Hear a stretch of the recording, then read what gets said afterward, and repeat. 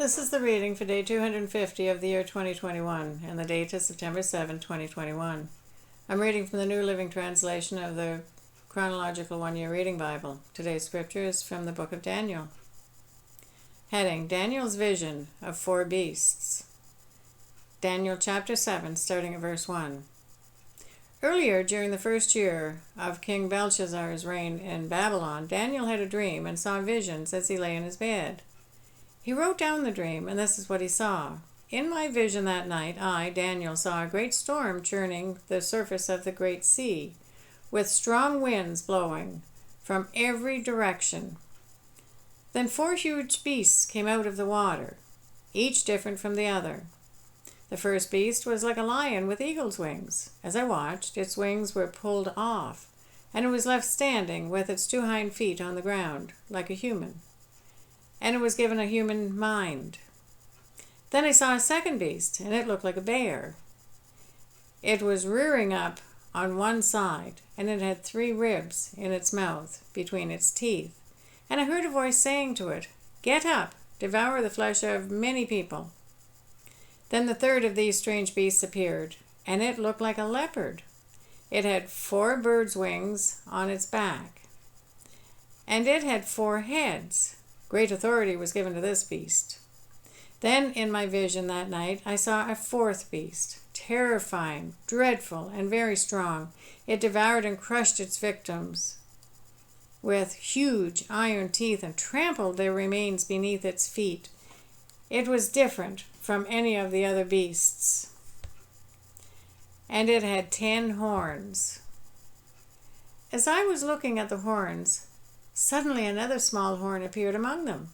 3 of the first horns were torn out by the roots to make room for it. This little horn had eyes like human eyes and a mouth that was boasting arrogantly.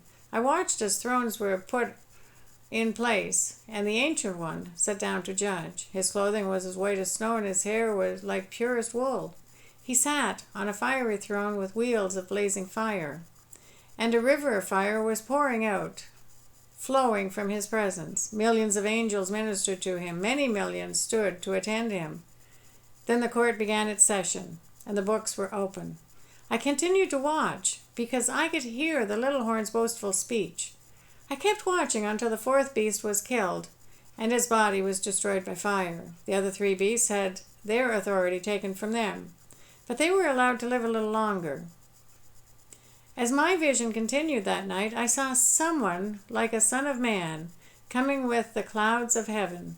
He approached the Ancient One and was led into his presence. He was given authority, honor, and sovereignty over all the nations of the world, so the people of every race and nation and language would obey him. His rule was eternal. It will never end. His kingdom will never be destroyed. Heading, the vision is explained. I, Daniel, was troubled by all I had seen, and my visions terrified me. So I approached one of those standing beside the throne and asked him what it all meant. He explained it to me like this. These 4 huge beasts represent 4 kingdoms that will arise from the earth, but in the end, the holy people of the Most High will be given the kingdom, and they will rule forever and ever. Then I wanted to know the true meaning of the 4th beast, the one so different from the others and so terrifying. It had devoured and crushed its victims with iron teeth and bronze claws, trampling the remains beneath its feet. I also asked about the 10 horns on the 4th beast's head, and the little horn that came up afterward, and destroyed 3 of the other horns. This horn had seemed greater than the others, and it had human eyes and a mouth that was boasting arrogantly. As I watched, this horn was waging war against God's holy people, and was defeating them, until the Ancient One, the Most High, came and judged in favor of his holy people. Then the time arrived for the holy people to take over the kingdom. Then he said to me, "This 4th beast is the 4th world power that will rule the earth. It will be different from all the others. It will devour the whole world, trampling and crushing everything in its path. Its 10 horns are 10 kings who will rule that empire. Then another king will arise, different from the other 10, who will subdue 3 of them. He will defy the Most High and oppress the holy people of the Most High. He will try to change their sacred festivals and laws, and they will be placed under his control for a time, times, and time and a half. But then the court will pass judgment, and all his power will be taken away and completely destroyed. Then the sovereignty, power, and greatness of all the kingdoms under heaven will be given to the holy people of the Most High. His kingdom will last forever, and all rulers will serve and obey him. That was the end of the vision. I, Daniel, was terrified by my thoughts, and my face was pale with fear. But I kept these things to myself. Heading: Daniel's vision of a ram and goat. Daniel chapter 8, starting at verse 1. During the 3rd year of King Belshazzar's reign, I, Daniel, saw another vision, following the one that had already appeared to me. In this vision, I was at the fortress of Susa, in the province of Elam, standing beside the Ulai River. As I looked up, I saw a ram with 2 long horns standing beside the river. One of the horns was longer than the other, even though it had grown later than the other one. The ram butted everything out of his way to the west, to the north, and to the south, and no one could stand against him to help his victims. He did as he pleased, and it became very great. While I was watching, suddenly a male goat appeared from the west, crossing the land so swiftly that he didn't even touch the ground. This goat, which had 1 very large horn between its eyes, headed toward the 2-horned ram that I had seen standing beside the river, rushing at him with a rage. The goat charged furiously at the ram and struck him, breaking off both his horns. Now the ram was helpless, and the goat knocked him down and trampled him. No one could rescue the ram from the goat's power. The goat became very powerful, but at the height of his power, his large horn was broken off. In the large horn's place grew 4 prominent horns, pointing in the 4 directions of the earth. Then from one of the prominent horns came a small horn, whose power grew very great. It extended toward the south and the east, and toward the glorious land of Israel. Its power reached to the heavens, where it attacked the heavenly army, throwing some of the heavenly beings and some of the stars to the ground and trampling them. It even challenged the commander of heaven's armies by canceling the daily sacrifices offered to him, and by destroying his temple. The army of heaven was restrained from responding to this rebellion, so the daily sacrifice was halted, and truth was overthrown.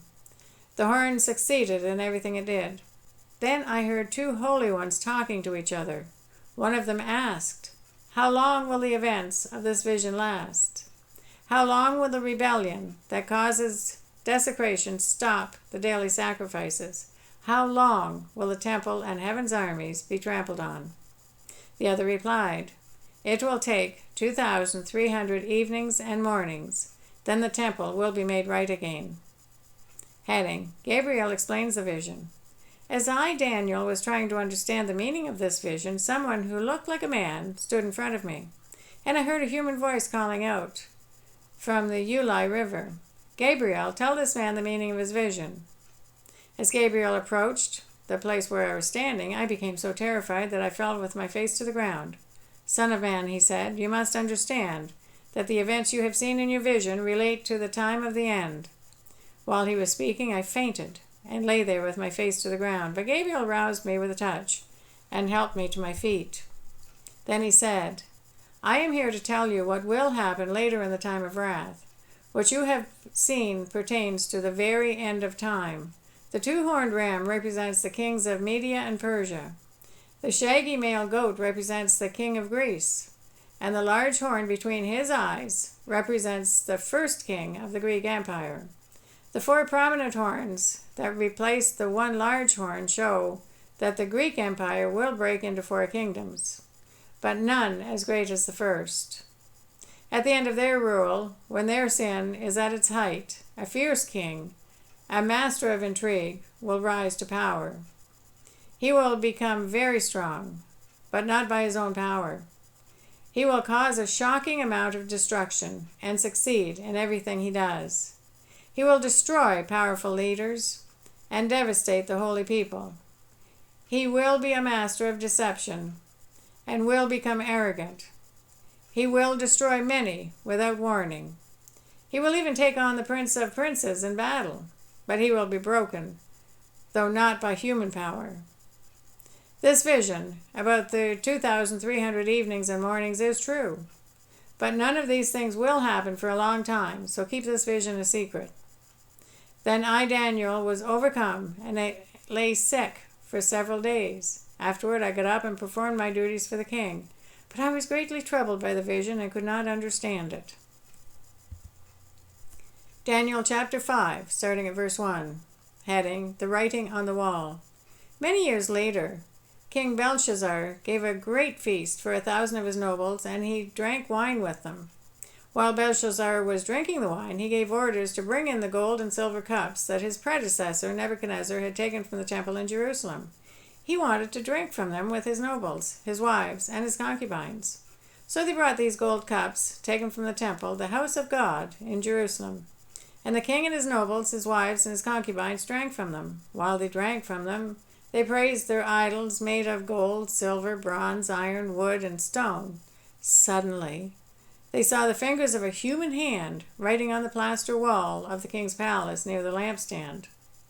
The king himself saw the hand as it wrote, and his face turned pale with fright. His knees knocked together in fear as his legs gave way beneath him. The king shouted for the enchanters, astrologers, and fortune-tellers to be brought before him. He said to these wise men of Babylon, "Whoever can read this writing and tell me what it means will be dressed in purple robes of royal honor, and will have a gold chain placed around his neck. He will become the third highest ruler in the kingdom." But when all the king's wise men had come in, none of them could read the writing or tell him what it meant. So the king grew even more alarmed, and his face turned pale. His nobles, too, were shaken. But when the queen mother heard what was happening, she hurried to the banquet hall. She said to Belshazzar, "Long live the king! Don't be so pale and frightened. There is a man in your kingdom who has within him the spirit of the holy gods. During Nebuchadnezzar's reign, this man was found to have insight, understanding, and wisdom like that of the gods. Your predecessor, King Nebuchadnezzar, made him chief over all the magicians, enchanters, astrologers, and fortune-tellers of Babylon. This man Daniel, whom the king named Belshazzar, has exceptional ability and is filled with divine knowledge and understanding. He can interpret dreams, explain riddles, and solve difficult problems. Call for Daniel, and he will tell you what the writing means." Heading, Daniel explains the writing. So Daniel was brought in before the king. The king asked him, "Are you Daniel, one of the exiles brought from Judah by my predecessor, King Nebuchadnezzar? I have heard that you have the spirit of the gods within you, and that you are filled with insight, understanding, and wisdom. My wise men and enchanters have tried to read the words on the wall and tell me their meaning, but they cannot do it. I am told that you can give interpretations and solve difficult problems. If you can read these words and tell me their meaning, you will be clothed in purple robes of royal honor, and you will have a gold chain placed around your neck. You will become the third highest ruler in the kingdom." Daniel answered the king, "Keep your gifts, or give them to someone else, but I will tell you what the writing means. Your Majesty, the Most High God, gave sovereignty, majesty, glory, and honor to your predecessor, Nebuchadnezzar. He made him so great, the people of all races and nations and languages trembled before him in fear. He killed those he wanted to kill, and he spared those he wanted to spare. He honored those he wanted to honor, and disgraced those he wanted to disgrace. But when his heart and mind were puffed up with arrogance, he was brought down from his royal throne and stripped of his glory. He was driven from human society. He was given the mind of a wild animal, and he lived among the wild donkeys. He ate grass like a cow. And he was drenched with the dew of heaven until he learned that the Most High God rules over the kingdoms of the world and appoints anyone he desires to rule over them. You are his successor, O Belshazzar, and you knew all this. Yet you have not humbled yourself, for you have proudly defied the Lord of heaven and have had these cups from his temple brought before you. You and your nobles and your wives and concubines have been drinking wine from them, while praising gods of silver, gold, bronze, iron, wood, and stone, gods that neither see nor hear, nor know anything at all. But you have not honored the God who gives you the breath of life and controls your destiny. So God has sent this hand to write this message. This is the message that was written. Many tekel person. This is what these words mean. Many means numbered. God has numbered the days of your reign and has brought it to an end. Tekel means weighed. You have been weighed on the balances and have not measured up. Person means divided. Your kingdom has been divided and given to the Medes and Persians. Then at Belshazzar's command, Daniel was dressed in purple robes, a gold chain was hung around his neck, and he was proclaimed the third highest ruler in the kingdom. That very night, Belshazzar, the Babylonian king, was killed, and Darius the Mede took over the kingdom at the age of 62. That is the reading for day 250. God bless each and every one of you, and may God be with you until we meet again.